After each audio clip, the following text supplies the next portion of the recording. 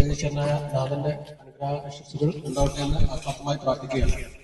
നമ്മളവരും ഇവിടെ വിശദീകരിച്ചതുപോലെ ഈ ക്ലബിന്റെ ലക്ഷ്യങ്ങളും ഈ ക്ലബ് കൂട്ടായ്മ ഇവിടെ രൂപം കൊണ്ടതും എല്ലാം ഇവിടെ വിശദീകരിക്കപ്പെട്ടു.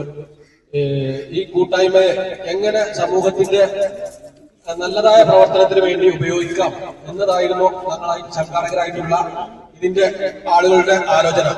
അതിന്റെ അടിസ്ഥാനത്തിലാണ് ഈ കൂട്ടായ്മ ഒരു രാജ്യത്തിന്റെ ഏറ്റവും വലിയ കൂട്ടായ്മയാണ്. അതിന്റെ സ്വത്താണ് അതിലെ ജനങ്ങൾ എന്നുള്ളത്.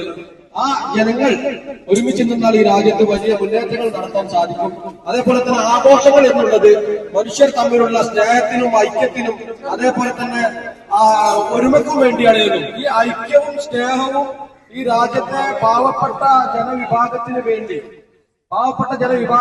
കഷ്ടപ്പെടുന്ന ജനവിഭാഗത്തിന് വേണ്ടി അവരുടെ ജീവൻ പ്രശ്നങ്ങൾ, അവരുടെ അരികുവൽക്കരിക്കപ്പെട്ട ജനങ്ങളുടെ പ്രശ്നങ്ങൾ പരിഹരിക്കുവാനും അതേപോലെ തന്നെ അവരുടെ നീറുന്ന ദുരിതം അനുഭവിക്കുന്ന, വേദന അനുഭവിക്കുന്ന, കഷ്ടപ്പെടുന്ന ആളുകളുടെ പ്രശ്നങ്ങൾ പരിഹരിക്കുന്നതിന് വേണ്ടി ഉപയോഗിക്കുക എന്നുള്ളതാണ് ഈ സിവിൽ ക്ലബിന്റെ ലക്ഷ്യം.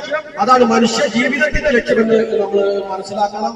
ഈ മനുഷ്യ ജീവിതത്തിന് നമ്മെ സംബന്ധിച്ചിടത്തോളം ഇവിടെ ഡോക്ടർ പറഞ്ഞു, സന്തോഷകരമായ പ്രവർത്തനമാണ് ഏറ്റവും നല്ല മരുന്ന്. ഇവിടെ ഡോപ്പമിൻ പോലുള്ള ഹോർമോണുകളുണ്ട് സന്തോഷം ഉണ്ടാക്കുന്ന. ആ ഹോർമോണുകളെല്ലാം ഉത്പാദിപ്പിക്കപ്പെടുന്നത് യഥാർത്ഥത്തിൽ ജനങ്ങളുടെ ജീവൽ പ്രശ്നങ്ങൾ പരിഹരിക്കുമ്പോഴാണ്.